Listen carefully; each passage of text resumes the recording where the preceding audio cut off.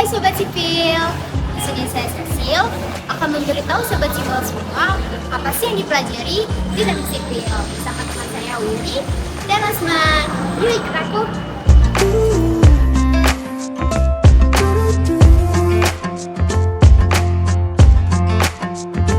Oh ya, sebelum tahu apa yang dipelajari teknik sipil, pasti kalian bertanya-tanya dong sejarah teknik sipil itu apa sih? Yuk kita tanya teman aku, Asman. Sejarah teknik sipil diperkirakan sudah ada sejak 4000 tahun sebelum Masehi. Teknik sipil merupakan teknik tertua kedua setelah teknik militer. Didefinisikan agar membedakan teknik sipil untuk kepentingan sipil seperti merancang pembangunan dan mensupervisi pembangunan infrastruktur. Teknik militer untuk militer seperti pembangunan jembatan untuk kepentingan militer. Makasih Osman atas penjelasannya asal mula teknik sipil. Nah selanjutnya kalian bertanya-tanya kan, aku dan teman-teman tuh kenapa sih masuk teknik sipil? Yuk kita tanya alasan mereka kenapa masuk teknik sipil. Pretend I'm just above it all, but I want you lying next to me. Alasan saya masuk teknik sipil selain prospek kerjanya yang luas, serta menjawab rasa penasaran saya saat saya kecil.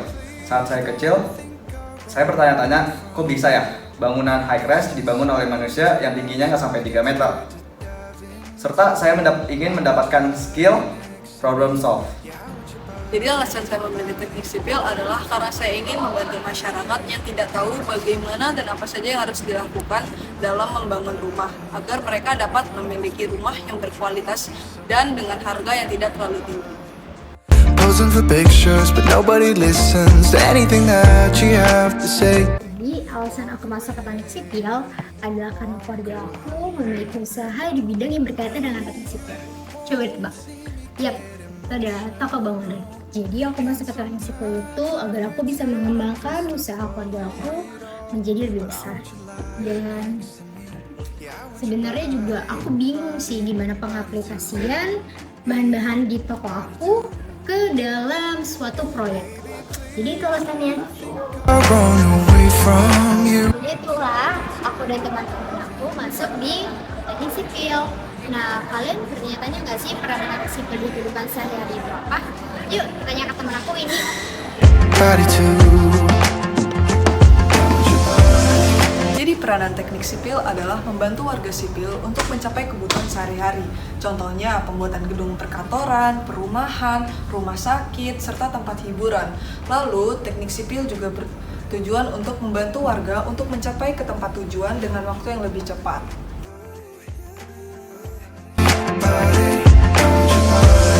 I want your body. I want your body. Yeah. Oh. Contohnya adalah pembuatan jalan tol yang menghubungkan Indralaya dengan Prabu Muli di Sumatera Selatan. Dan yang kedua, contohnya adalah pembuatan jembatan yang menghubungkan sisi kawasan pelabuhan Kota Lama dengan sisi Pulau Bungku Toko di Sulawesi Tenggara. Dan yang ketiga adalah pembuatan Bandara Toraja di Tanah Toraja.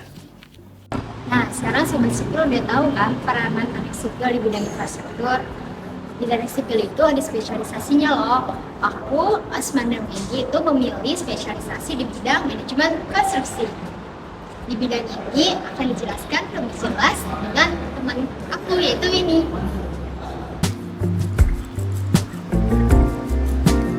Manajemen konstruksi adalah disiplin atau proses pengendalian dan pengelolaan proyek konstruksi dari awal hingga selesai.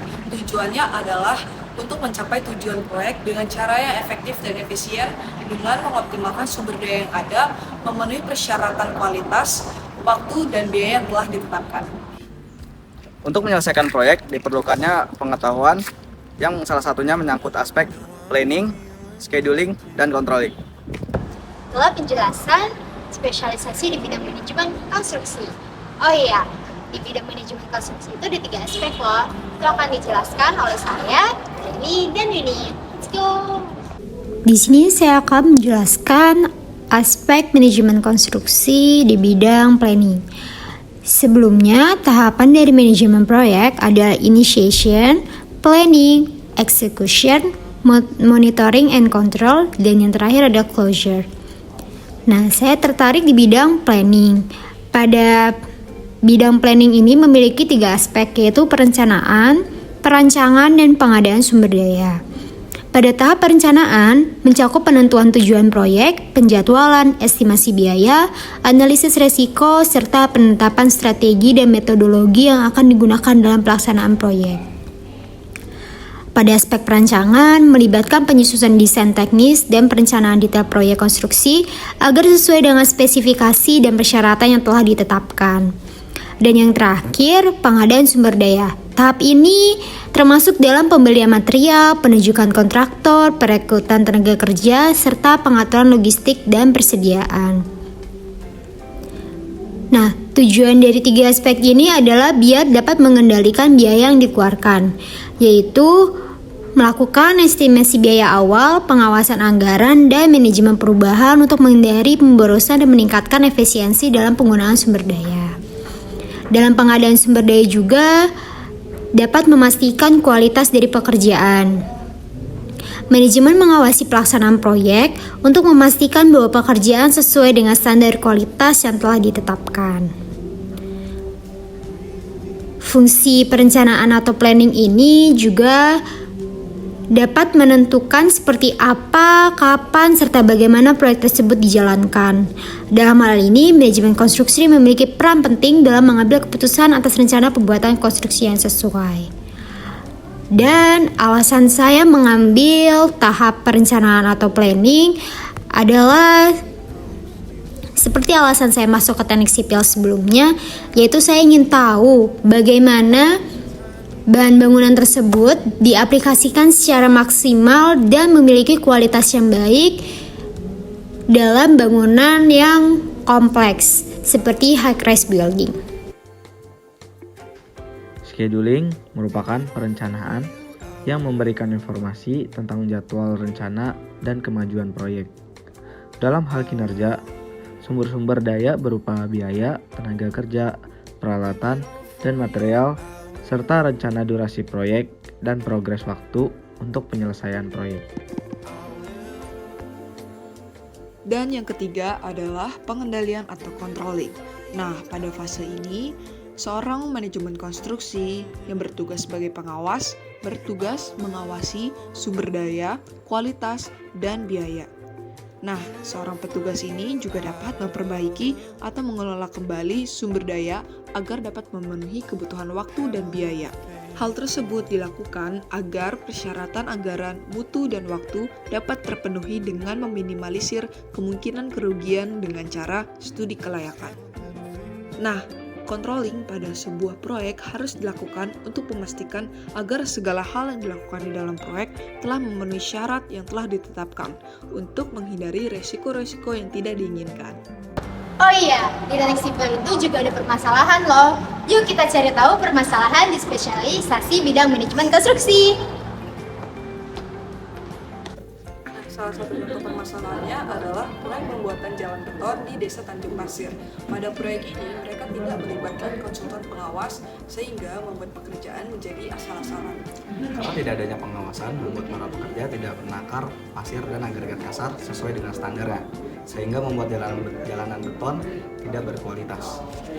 Dari permasalahan tersebut, solusi yang dapat diberikan adalah tetap memberikan konsultan yang pengawas. Karena dalam manajemen konstruksi ada hal 3 penting, yaitu planning, scheduling, dan controlling. Nah, hal di dalam konstruksi ini yang hilang adalah controlling.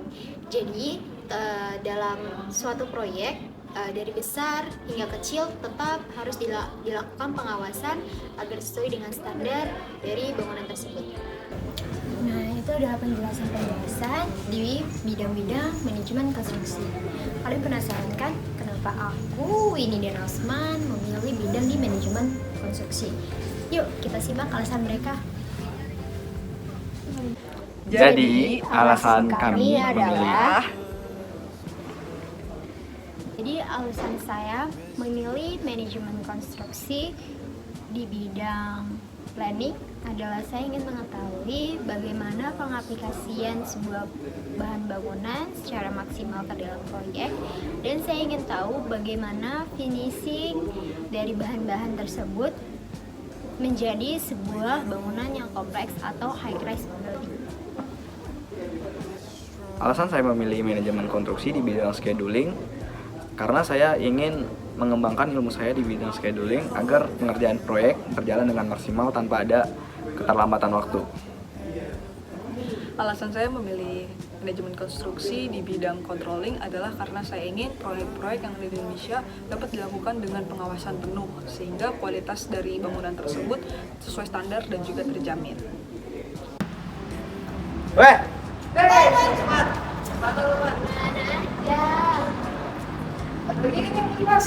Ini sih udah ya.